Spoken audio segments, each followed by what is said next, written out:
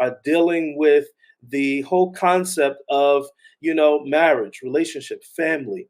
And we want to talk about it. My guest today for this specific topic is Chris Matthews. He is an award winning marriage counselor. He's a clinical addiction specialist and the author of the book Finding Your Relationship Fix: The 4 Reasons Couples Seek Counseling. Chris specializes in helping the marriage underdog who are high earning couples that have a great risk of divorce. Chris, welcome to Mastery Talks. Thanks for having me. Glad to be here. I'm excited to have you and to have this conversation. And I want to just dive right in. I was listening to a conversation recently. I think it was on TikTok, but this was a conversation with a woman who is highly successful in her career, in her professional space, in her industry, and finding it hard to find a mate, find someone to build family life and do life with and build relationship with. Talk to us a little bit about the challenges that women are facing, especially women of color, Black women looking to, African American women really looking to find a mate they can't find, seem to be having a challenge finding an equal, um, who is also, African American. What talk to us about this? Why is this issue existing amongst women of color? Yeah, so I'm so glad that you jumped right into the conversation discussing women of color and the challenges they may be having in finding a mate. Well, first and foremost, it's not a lot of Black men in particular getting married. Only 31% of Black men are married. So Wait, hold on. 31% of Black men are getting married. We're gonna have to. I'm gonna let you finish, but we got to get into that because that's an issue as well. right. But continue. I'm sorry. Well, with that too, there are a lot of Black women who are married outside of their race, and they're finding Mm, success with that too. And we can get into the numbers of why so few Black men are married. But to answer your original question, mate selection starts with you, self-love. You are the greatest asset when it comes to establishing a relationship because you're bringing 100% of you into the shared space with your partner. So I tell a lot of women that I counsel regarding relationships, start with getting you right. And that looks like understanding what you want for you because the relationship is designed to enhance what you already have. The relationship mm, is designed to create more than what you would have by yourself.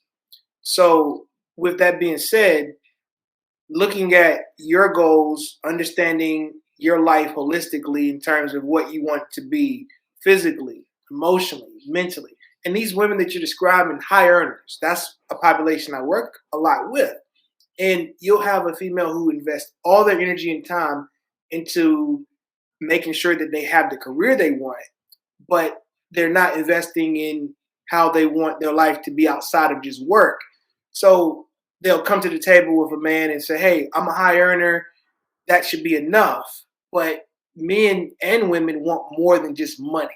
We all know that absolutely. money in itself, by itself, doesn't make you happy. Yes. So that's really the starting point. Learning how to love you and understand how you can invest in all areas of your life first before trying to go seek out a mate. Absolutely. I think that that's great, a great perspective to share. Now, one of the things I've also discovered from doing some research and homework and just reading on this issue is that there's a challenge between, a woman who is a high earner and a man who is also a high earner. One of the challenges is just the time availability, right? And being able to have time because they're both in very demanding industries or very demanding career spaces. What do you have to say to that? Two people they may feel a sense of connectivity to each other or desire to get to know each other better and to build, but the time constraints between having both of them having demanding careers. How do we address that issue? as we are, working through it, working Yeah. through relationship development. So it sounds like you're really talking about the power struggle.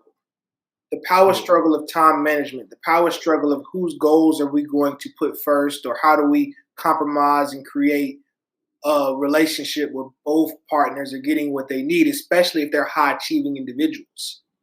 And that looks like vulnerability, being mm, able to open up to your partner. A lot of what we do in relationships, especially this mate selection phase, we only show the person our representative. mm, We don't give that individual all of who we are. And it takes time. Obviously, you're not going to meet someone on the first date and give them all of you. But from podcasts that I listen to and certain information that I read, there was an author. He made a great point around allow vulnerability to be a tit for tat at the beginning phases of the relationship. If you express something that's mildly vulnerable and that person across from you chooses not to, then that's an indicator of their willingness to grow with you. So wow. you give a little bit, they give a little bit. You give a little bit, they give a little bit. From that process, we're now allowing those power struggles to dissipate and go down a little bit. And I feel like with high earners and high achievers, we're so on edge. And especially if you run an organization, you don't have the ability to really connect with your employees on that level because you're the boss and it's lonely at the Yeah. top. So now you meet another boss who also experiences it being lonely at the top.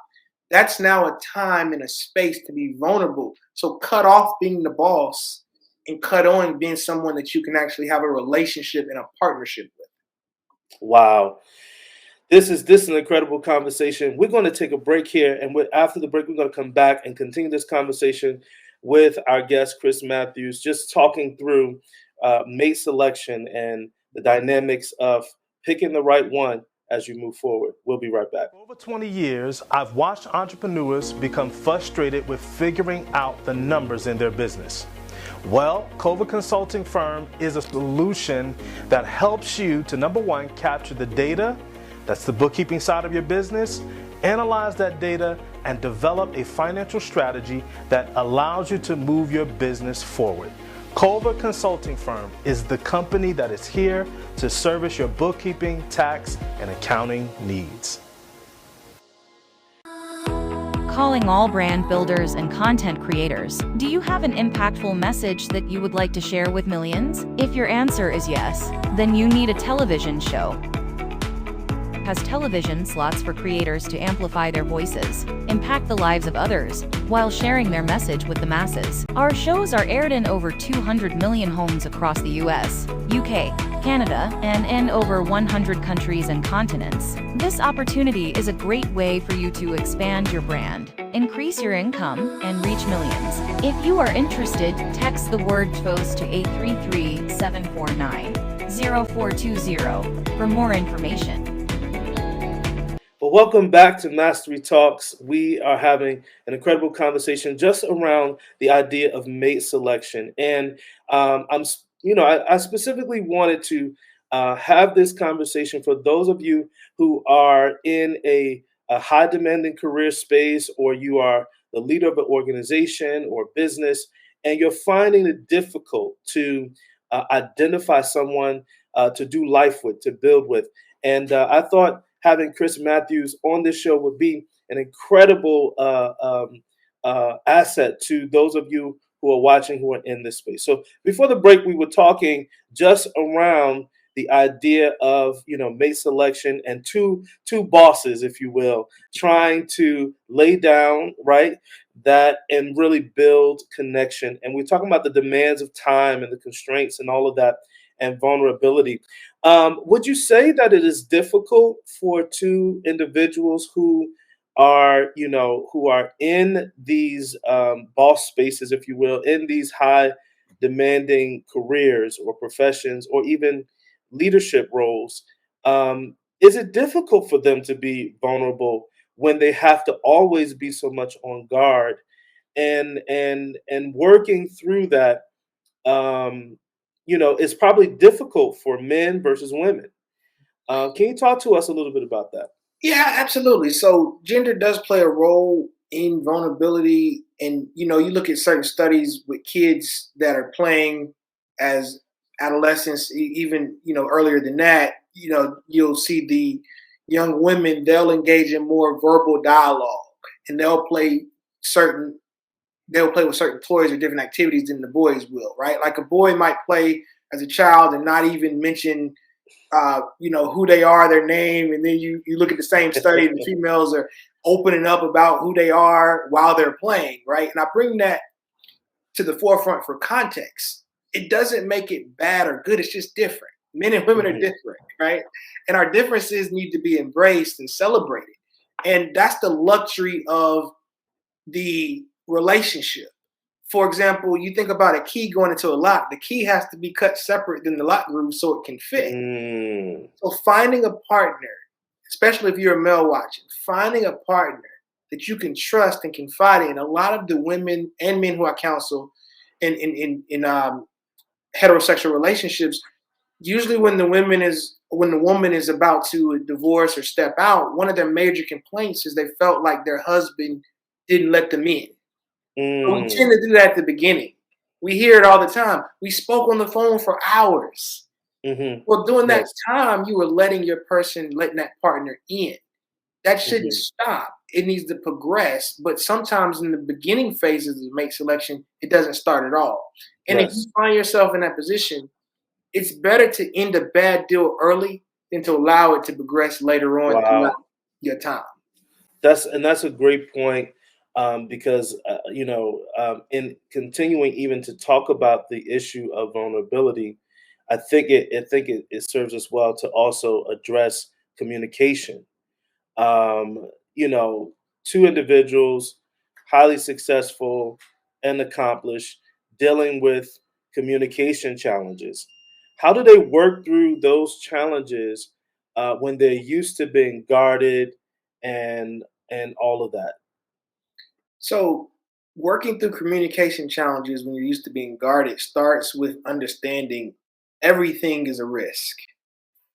I love the quote, no one's ever gotten out of life alive, right? So, when you are approaching a relationship, do acknowledge that it's a risk, and it's your job to minimize the risk. Obviously, we want to make a hypothesis, which is an educated guess. We want to have some factors there at the forefront that prevent a heartbreak later on. But even with those factors present, it's still going to be a risk to connect with another person. So give yourself some grace to acknowledge that. And Mhm.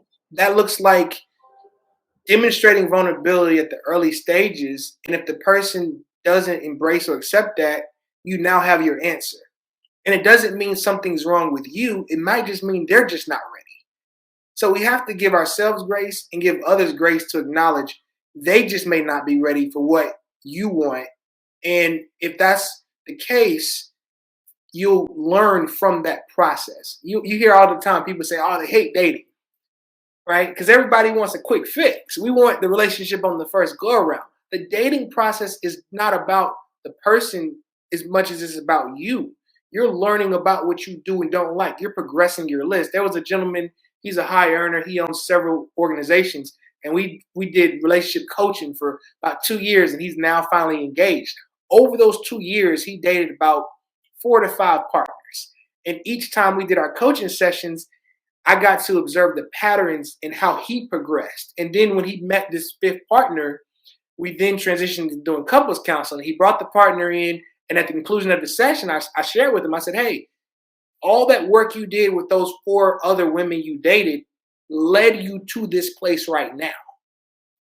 And he was able to see his own growth and development. So the process is a lot of times better than the end result or destination. I'm sorry. I think that's incredible what you're sharing. I want to go back to a stat you gave us a little bit earlier, when you said that 31% of black men, are getting married. Mhm. Um, I want to talk a little bit around this frustration that's created for black women as a result of limited options. And I hear and I see and I know even some personally. women who have just said, you know what, I'm gonna go with, whoever I can, whoever fits what I'm looking for, whether they're black or not. Um, Talk to us a little bit about about that, and how that translates, even in relationship building. So that data I mentioned, or that data point I mentioned, is actually through the Census Bureau. So I always like to try to cite the Mhm. sources of where the data came from. The most recent census data indicated 31% of Black people are married. And in Codin Magazine's December issue, I actually wrote an article that'll be coming out called "Couples Earn More." Mhm. And you look at the fact that Black men, Black people in particular, we've had generational traumas that we're still trying to recover from. Mm.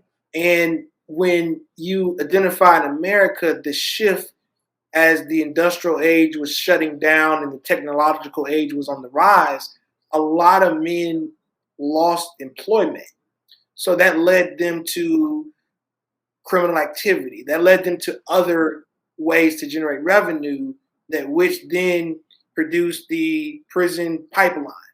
So Yes. I'm not a historian by no means, but I want to give these contextual points to understand that Black men have been put in positions where we're trying to come back from a lot of the historical things that have happened in our country that have led us to, one, be extinct when it comes to having freedoms outside of prison, or two, you look at the homicide rate and you look at Mhm. all of the other things that have just gotten in our way. But you have this transition now where we don't want to give up on the Black man.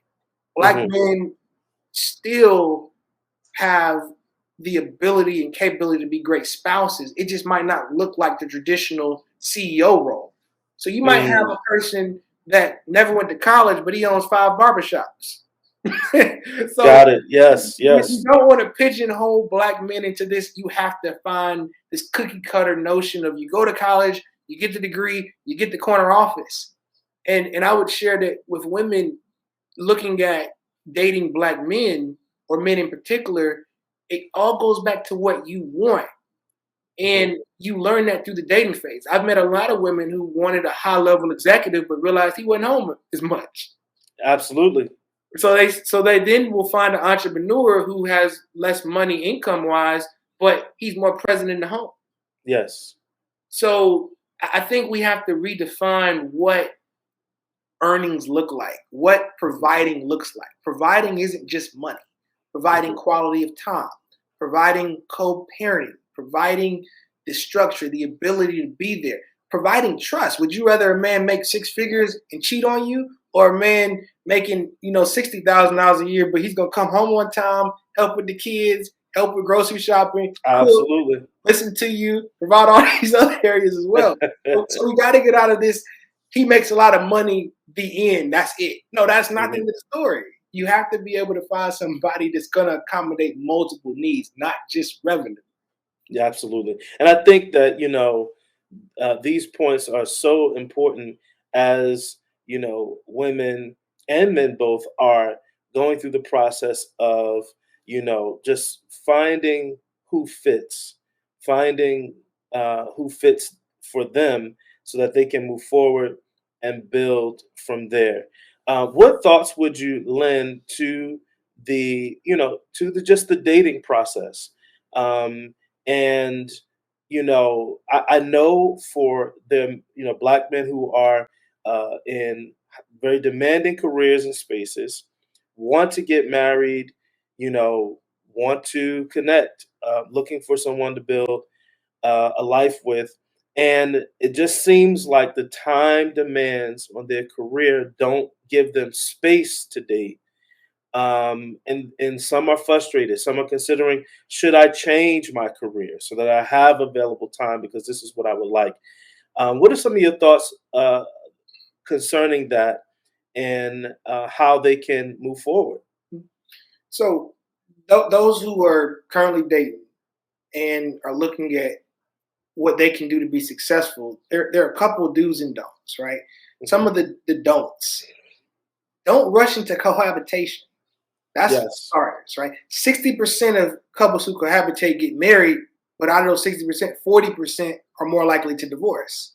Hmm. Second, make sure that if you are sexually active, you're properly planning to prevent children until you are married. And I say that because a lot of the couples that I meet will have an expedited relationship because somebody got pregnant. And I Mm. say that's important too because family planning is huge when it comes Yes. to the success of a marriage. The third don't allow everybody to get in your business. Let Hmm. your friends stay out of your relationship. It's called an intimate relationship for a reason. Keep it private. Take your concerns to your partner, not everybody else. Hmm. The dudes, go into the relationship with a plan of action. Be intentional, intentional dating.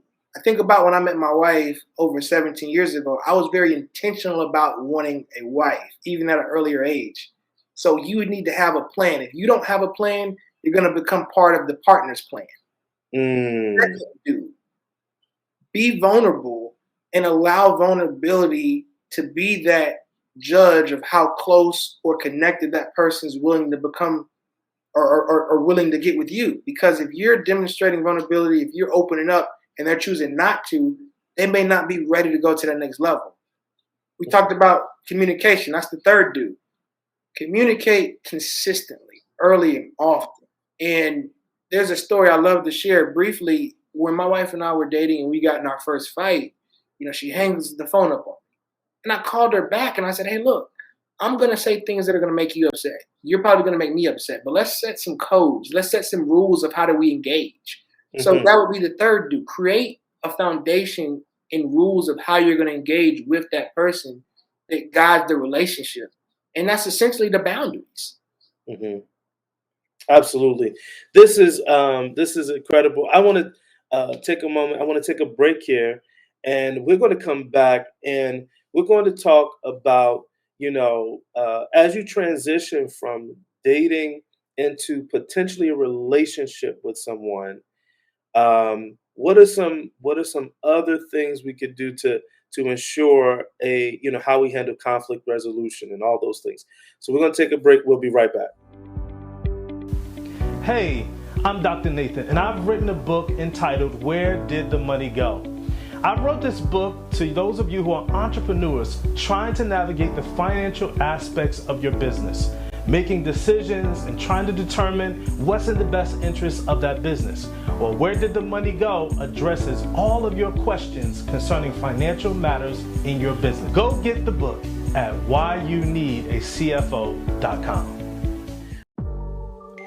Are you a busy business owner with no time to promote your brand? Tired of trying to figure out what captions to write, what to post, when to post? You still haven't mastered graphics and how to use hashtags? At Chastity Does That, we will help you save time and money by doing these things for you. Allow Chastity Does That to manage your social media platforms, giving you time to grow and expand your business. Welcome back to Mastery Talks. We're talking with Chris Matthews, and we're talking about mate selection. How do you identify, you know, someone that you may be dating or seeing, and how do you identify that this can be the potential one, right? And so Chris has been with us, and it's been a great conversation. I wanted to talk about conflict resolution, just the whole idea of a blow up has happened, whether in the dating, let's just say in the dating phase, getting to know this person. We've been on several dates. It's going good so far, but now we run into a conflict. We run into a situation where we see things differently, and now I'm kind of like at a pause, right? Because conflict creates that level of, I don't know if I want to see this person anymore. I don't know if I want to deal with them. You know, what do I do if my history has been to disappear, Mm. right? Conflict comes and my history has been, oh no, I'm not dealing with this. But I want to get married. I want to build with someone. How do I deal with that? How do I confront it in a way that is healthy for me and healthy for the other person?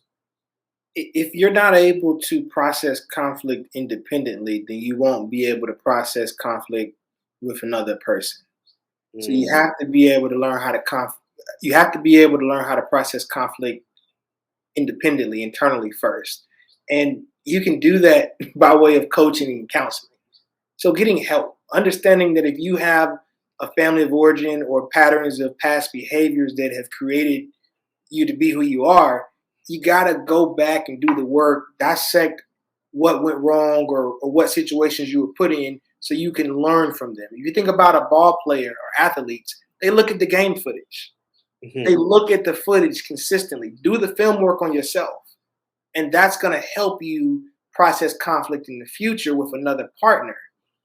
Also, have your rules up front for you. If infidelity or cheating is a rule, make that known up front and stick by your rules. There are a lot of partners I see in couples counseling, and I'll ask the partner about a particular rule they had going into the relationship during the dating phase, and the partner would have broken 3 of those rules, but they're still together. So I asked them, what led you to ignore your own rules? And the response usually is they were afraid that they couldn't find someone else. Wow. So Wow. you got to sustain your own value while you're dating and Mm, acknowledge that if that person's choosing to breach your rules or those boundaries, that's not on you. That's on them. That's their way of telling you they don't want to be with you, not you're not good enough. wow. Wow. That's so good because there's a tendency for people to escape or to run whenever Mhm. there's challenges in the connection or in the relationship. Conflict arises, and they're like, "Look, I'm out of here," you know. But really seeing it from that perspective is incredibly helpful. Chris, can you tell our Mastery Talks audience how they can connect with you or follow you wherever you are on social media? Yeah, so on social media, I use my name as the tag Chris A. Matthews. Also, my website, chrisamatthews.com. On Instagram, Chris A. Matthews as well. LinkedIn, Chris A. Matthews. So I keep it simple for everybody. Just my name. Just remember Matthews with 2 T's. All right. Thank you so much. Listen, Mastery Talks audience, thank you for being with us for this episode.